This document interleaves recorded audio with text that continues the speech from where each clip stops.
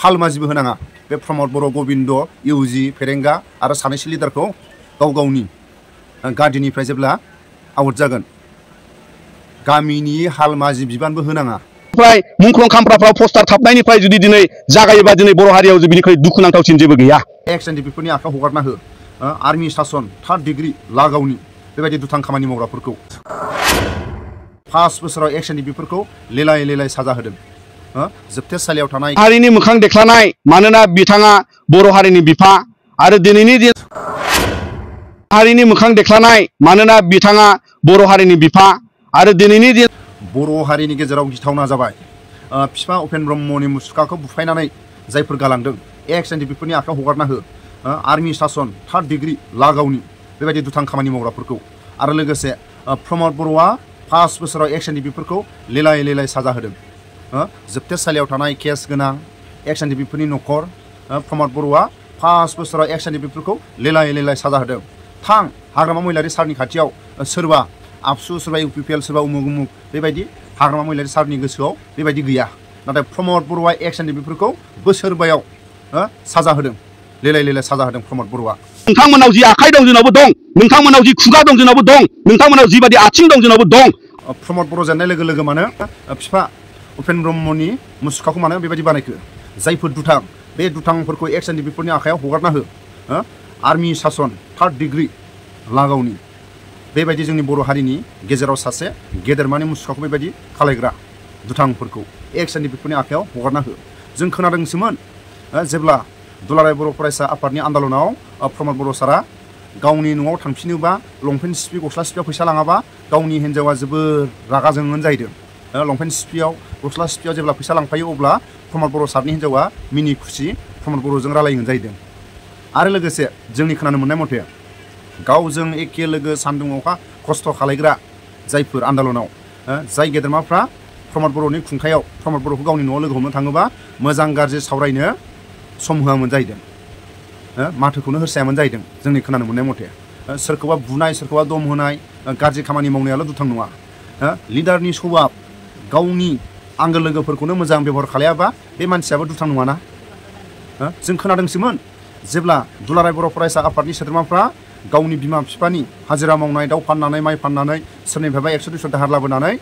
आन्दलनाव दै लोंनो साहा लोंनो ओंखाम जानो न'निफ्रायसो लाबोयोमोन जाहैदों प्रमद बर'आ बोरै आन्दलननिफ्राय फैसा लांफानो मोनखो सोरनि थाखा जोंनि खोनानो मोननाय मथे प्रमद बर'आ फैसा लांफायाबानो गावनि हिन्जावा जोबोद ओंखाम खुरनानै होआमोन लंपेन्ट गस्ला सुनानै होआमोन जाहैदों प्रमद बर'नि हिन्जावा प्रमद बर'नि हिन्जावा जों बेबायदि जों खोनानो मोनो आरो बे मुसुखाखौ थांनाय साननैसो सिगाङाव जाय सुबुंफोरा बेबादि मोखां देखायनानै गालांबाय आरो बेखौ जोङो दिनैहाय मुसलपुराव थानाय जोंनि बाक्सा जिल्ला दुलाराय बर' फरायसा आफादनि बानजायनायाव बे पार्कनि सिङावनो जोङो मोनसे खुद्रिसारनाय हाबाफारि लादों प्रमद बर' जेननाय लोगो लोगो फिफा उपेन्द्र ब्रह्मनि मुसुखाखौ मानो बेबायदि बानायखो जायफोर दुथां जायफोर बेबायदि बेबहार खालायदों एक्स एनडिपिफोरनो सासन खालायनो हो आर्मि शासन गोख्रों शासन प्रमद बर' जेननाय लोगो लोगो मानो बिदि जाखो नंमारगौ नामा जोंनि खोनानाया जेब्ला प्रमद बर' सारा आबसुनि आन्दलनाव दुलाराय बर' फरायसा आफादनि आन्दलनाव जेब्ला बाहागो लानो फैयो अब्ला गावनि लंपेन्ट सिफि गस्ला सिफियाव फैसा लांफायाबा हिन्जावा जोबोद प्रमद बर' सारखौ रागा जोंमोन जाहैदों ओंखाम खुरनानै होआमोन लंपेन्ट गस्ला सुनानै होआमोन जाहैदों आरो लोगोसे जोंनि खोनानो मोनबावनायाव गावजों एखे लोगो सान्दुं अखा खस्थ' खालायग्रा जाय गावनिनो आंगो लोगोफोर गावनि न'आव मोजां गाज्रि सावरायनो थाङोबा सम होआमोन जाहैदों जोबोद दुथाङा सोरखौबा आखल गाज्रि खालायनाय सोरखौबा बुनाय सोरखौबा गाज्रि आखु देखायनायाल' दुथां नङा गावनि आखलाबो दुथां गावनि आखला जुदि गावनि लोगोजों गोरोबनानै गाव एखे लोगो जुदि सान्दुं अखा आन्दलन खालायनायाव एखे लोगो थाफानाय जाफानाय मानसिखौ जुदि गावनि न'आव थांनायाव जुदि मोजां गाज्रि सावरायनो थाखाय सम होआबा बे प्रमद बर'नि गोसोआ दुथां नङाना जायफोर फिफा उपेन्द्र ब्रह्मनि नेरसोन खाम्फाखौ मुसुखाखौ बेबायदि खालायदों एक्स एनडिपिफोरनि आखायाव गथाय आर्मि शासन खालायनि नोंथांमोना बड'फाखौ बुखारनानै दिनै बर' हारिखौनो सांग्रां खालामबाय आरो बिनि थाखायनो जाय मानसिफ्रा दिनै दुलाराय बर' फरायसा आफादखौ दुसिनो थांनानै दिनै एबसुनि आफादगिरिखौ बायदिसिना सोंखारिनो थांनानै दिनै नोंथांमोना बर' हारिखौनो सोंखारिगासिनो दं दुसिगासिनो दङ आरो बेबायदि माखासे बेआइनि खामानि मावग्रा सुबुंफोरखौ नोंथांमोना थुलुंगा होगासिनो दङ जायनि थाखाय जोनोम मोनदों दुलाराय बर' फरायसा आफादा बिथांमोनबादि मानसिखौ जुजिलांनो थाखाय नोंथांमोनबादि गोसो बेंख्रा मानसिफोरखौ जुजिलांनो थाखाय जोनोम मोननाय बे दुलाराय बर' फरायसा आफादा माहारिनि मावनायाव माहारिनि मोजांनि थाखाय जोंनि राजखान्थि अधिकारनि जाफुंनांगौनि सार्थआव दिनै जों दुलाराय बर' फरायसा आफादा जेबो कमप्रमाइज खालामनाय नङा आरो बिनि गावजों गाव सोमखारिलायनायखौ जालदाब गारनानै थोंजोङै जुदि बुंनोबा 5 बोसोराव प्रमद बर'आ जेबो मावनो हायासै प्रमद बर'आ जेरैबायदि खामानि मावनांगौ बेबायदि मावनो हायासै प्रमद बर'खौ जों बोख्लायनोसै प्रमद बर'नि जायगायाव सोरबा लिडारखौ जों होनोसै बेबायदिथ' रावबो बुङाखै खालि प्रमद बर' देरहाहोनांगौ खालि प्रमद बर'खौ गादियाव दोननांगौ इउपिपिएल सरकारखौ देरहाहोनांगौ इउपिपिएल पार्टिखौ देरहाहोनांगौ बे खोथायाथ' मोजां बिटिआर सान्थि शक्तिनि खामानि मावनांगौखौ आरो 5 बोसोर सुबिदा होबाव बे बाथ्राखौ बुंनायावथ' जोंहा बुंनांगौ जेबो गैयामोन आरो प्रमद बर'आ जेबोखौनो मावनो हायासैबा जेबोखौनो बुंनो हायासैबा प्रमद बर'खौ गाज्रिनिफ्राय मानो बोख्लायनो बाखो प्रमद बर'खौ जोङो दोनथ'नोसै प्रमद बर'नि जायगायाव जों सोरखौबा होनोसै नांगौबा दिपेन बर' सारखौनो प्रमद बर'नि जायगायाव दोनमोन इलेक्सन जोब्बाय रिजाल्ट होबाय सरकारखौ 5 तारिखआव दागोन गावजों गाव थेर फाथिलायनाय गावजों गाव आसि थुलायनाया दाबो खाराबा आरो बर' हारिनि गेजेराव मा सान्थि शक्ति आरो लेखा गोरोंफ्राबो माबा खुगा आखाइ दं खुगाजों मोजांबो मावनो हायो आखाइजों गाज्रि मावनो हायो नाथाय एक्स एन डि पिफ्रा रावखौबो दिनैसिम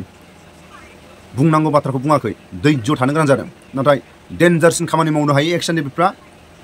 रावखौबो बुंनाय गैया नाथाय जेरैबायदि प्रमद बर'जों 5 बोसोराव एक्स एन डि पिफ्रा लेलाय लेलाय साजा होजादों प्रमद बर'जों एक्स एन डि पिफ्रा साजा होजादों लेलाय लेलाय सोरबा आय' होनदोंना रावबो आय' होनाखै आय' एक्स एन डि पिफ्रा केसनि थाखाय खारनो गोनां जादों जोबथेसालियाव थानांदों गावनि केस तारिखआव थांनो थाखाय थाखा थाइसेबो रावनिबो हेफाजाब मोना रावबो गाबाखै एक्स एन डि पिफोरनि थाखाय बे प्रमद बर'नि सरकाराव रावबो मिनिदोंसो एक्स एन डि पिफोरखौ बुंनो थाङोबा सिदा सिदि थां हाग्रामा महिलारि सारनाव आंहा केस दं उमुक दं होननाय लोगो लोगो नोंनो माबा मोनसेबाबो हाग्रामा महिलारि सारा हरो नाथाय सोरबा आबसु सोरबा एक्सबिलिटि सोरबा रायजो राजा सोरबा उमुक उमुक हाग्रामा महिलारि सारनि गोसोआव बेबायदि नङा बयखौबो समानै 5 तारिखआव दम दंबा बयबो इउपिपिएलबाबो थां सोरबा गुबुन गुबुनबाबो थां बयबो हेफाजाब मदद होनायासो जोंनि बर' हारिनि जायखिजाया पार्टिया देरहाया मानो खामानि मावखानांगोन जों उमुकखौ सापर्ट होदोंमोन जोंनि पार्टिया जेनबाय लाजिनानै थानाङा जायखिजाया पार्टिया मावखानांगोन लाजिनाय आखुखौ गार उननि समाव जाहाथे प्रमद बर'खौ बर' हारिनि खामानि मावनो बिबान दाहो गबिन्दखौ दाहो फेरेंगाखौ दाहो इउजिखौ दाहो आरो सानैसो लिडारनि मुंखौ आं बुंला बर' हारिनि खामानि मावनो थाखाय सानैसो लिडारखौ बिबाननिफ्राय अराय समनि थाखाय गोजा साइन होनानै दोननांगौ रायजोनि गावबुराबो होनाङा गामिनि सेक्रेटारि प्रेसिडेन्ट बिबानबो होनाङा हालमाजिबो होनाङा बे प्रमद बर' गबिन्द इउजि फेरेंगा आरो सानैसो लिडारखौ गाव गावनि गादिनिफ्राय जेब्ला आउट जागोन गामिनि हालमाजि बिबानबो होनाङा अमर सिंह ब्रह्म नोंथां दावराव देख्रेब नोंथां दिनै बड'फानि बे मुर्तिनि खाथिनिफ्राय जोङो दुलाराय बर' फरायसा आफादा नोंथांमोनखौ साबधान खालामो मानोना नोंथांमोननाव जि आखाइ दं जोंनावबो दं नोंथांमोननाव जि खुगा दं जोंनावबो दं नोंथांमोननाव जिबायदि आथिं दं जोंनावबो दं गिथावना जाबाय बर' हारिनि गेजेराव खुगा आखाइसो बुंलायबाय गावजों गाव थेर फाथिलायबाय दिल्ली सरकारखौ बुङालासिनो गुवाहाटी सरकारखौ बुङालासिनो गावजों गाव प्रमद बर' जेननाय लोगो लोगो गोदावलाबायबाय जोबोद गिथावना प्रमद बर'खौथ' बुङाखै गादिनिफ्राय नों जिरायनानै था इउपिपिएल पार्टिया आरो बोसोरबा गोहो खुंथायाव जुदि थाफिनोबा बिटिआर सान्थि शक्तिनि खामानिखौ मावनो हागोन प्रमद बर'आ मावनो हायासै प्रमद बर'नि जायगायाव सोरखौबा होगोन मानो बुङाखै